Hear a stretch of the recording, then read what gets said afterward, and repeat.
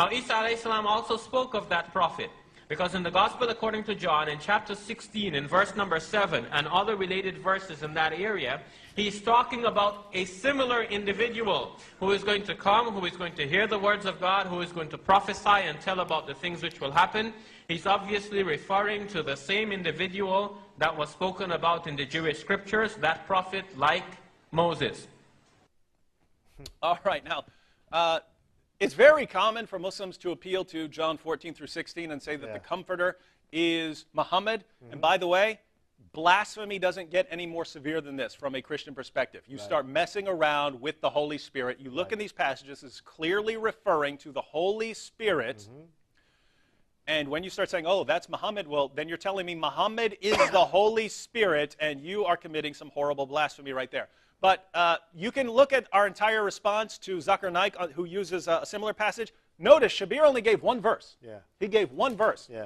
Let's look at what this verse actually says. Jesus speaking, Shabir gave one verse. But I tell you the truth, it is to your advantage that I go away. For if I do not go away, the Helper will not come to you.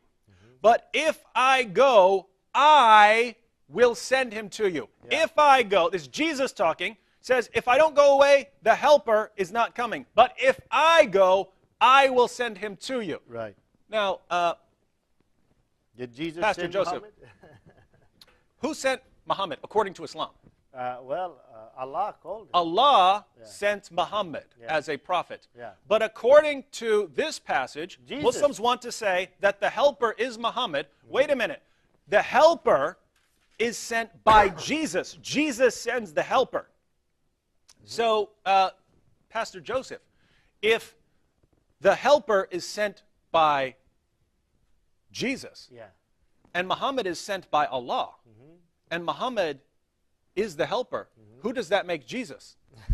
Jesus would be God. Jesus would be Allah. So Shabir Ally just quoted a verse which, if you read it and you believe it, you have to believe as a Muslim that Jesus is the God who sent Muhammad, because Jesus sends the Helper is Muhammad, Muhammad is sent by God, that makes Jesus God. Your only alternative is to say, I'm not going to quote that verse.